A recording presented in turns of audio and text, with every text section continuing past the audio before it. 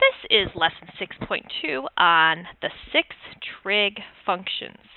Okay, we're going to start getting into some actual trigonometry here. And so what I wanted to do was a brief recap of the 6 trig functions in case you've forgotten them or really never were exposed to them.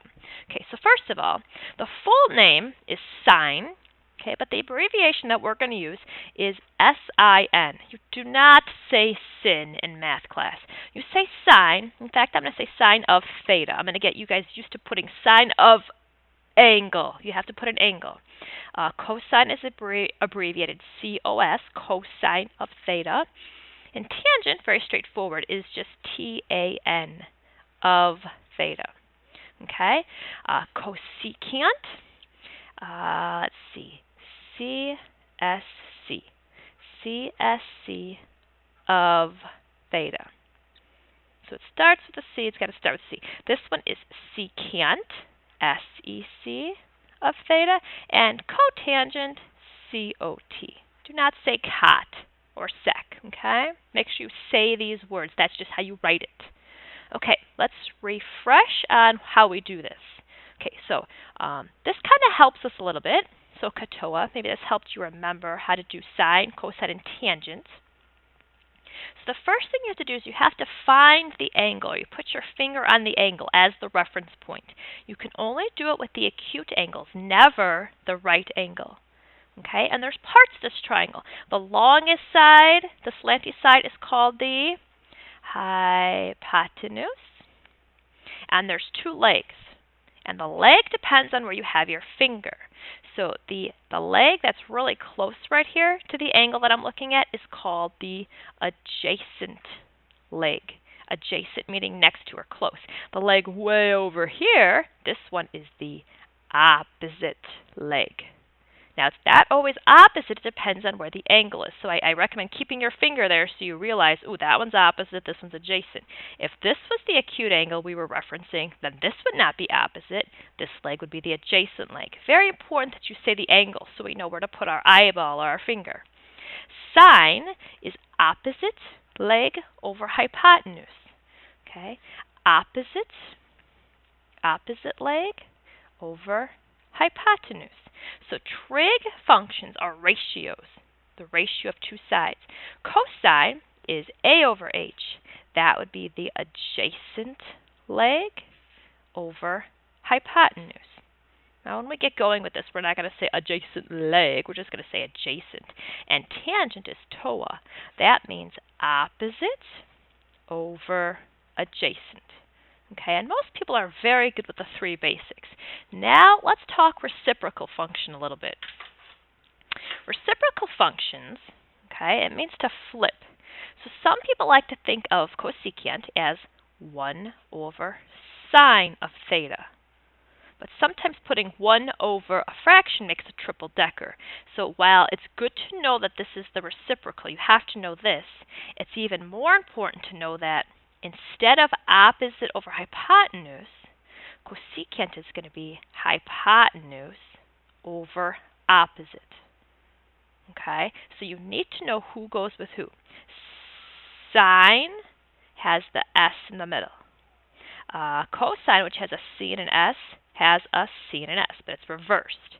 Everyone remembers tangent goes with cotangent, but you have to figure out a way to remember that these two go together here. Okay, so secant is 1 over cosine of theta, but it would be even more helpful to know instead of adjacent over hypotenuse, we're going to do hypotenuse over adjacent leg. Cotangent is the reciprocal of tangent. Okay, so you take his fraction and you flip it upside down, and you would do adjacent over opposite.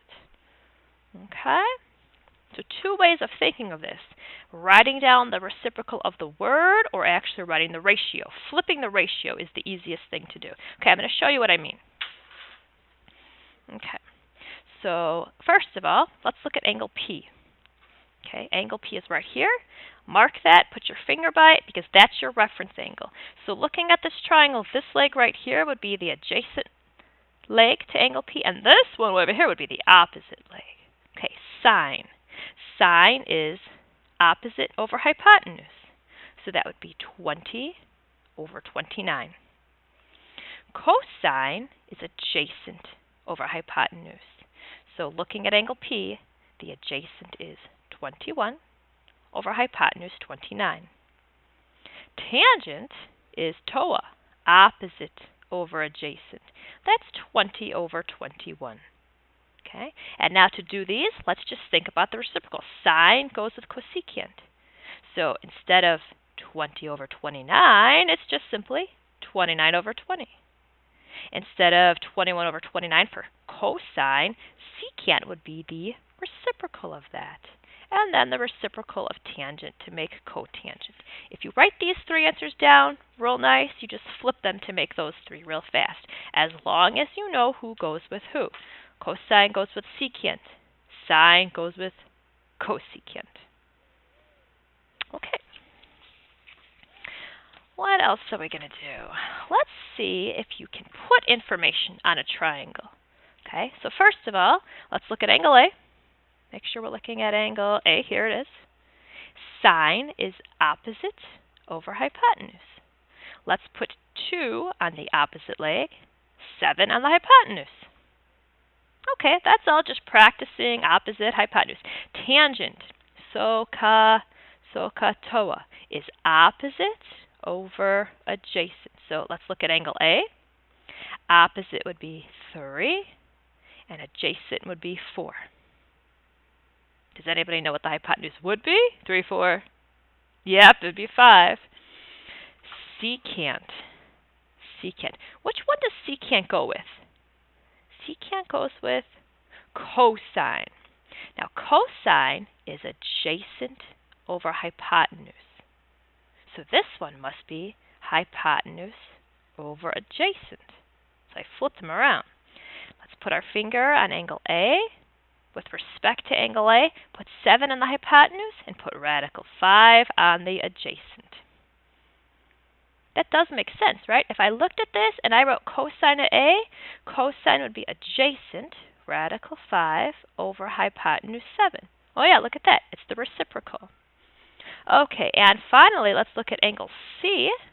That's a little different. Put your angle up here. Cotangent goes with tangent. And I know tangent, TOA, is opposite over adjacent. So this one must be adjacent over opposite. Okay, with respect to angle C, put 1 on the adjacent leg and 7 on the opposite leg. Okay, hopefully you're getting the hang of things and realizing that the angle is very important so we know what to reference. Okay, let's practice some more ratios. Looking at angle A, here's angle A. Sine is opposite. Let's just write down. SOHCA, TOA. Sine is opposite over hypotenuse. Opposite of angle A is 1. Hypotenuse is radical 5. Oh, we can't leave it like that. We can't leave it like that. How do you rationalize a fraction? I have to multiply top and bottom by a radical. The radical is 5 because that's what I'm trying to cancel there in the bottom. So the simplified, rationalized version would be radical 5 over a plane 5. Okay, let's do cosine. Cosine is adjacent, 2 over radical 5. And once again, I have to rationalize, multiplying top and bottom by radical 5, and that's going to make 2 radical 5 over 5.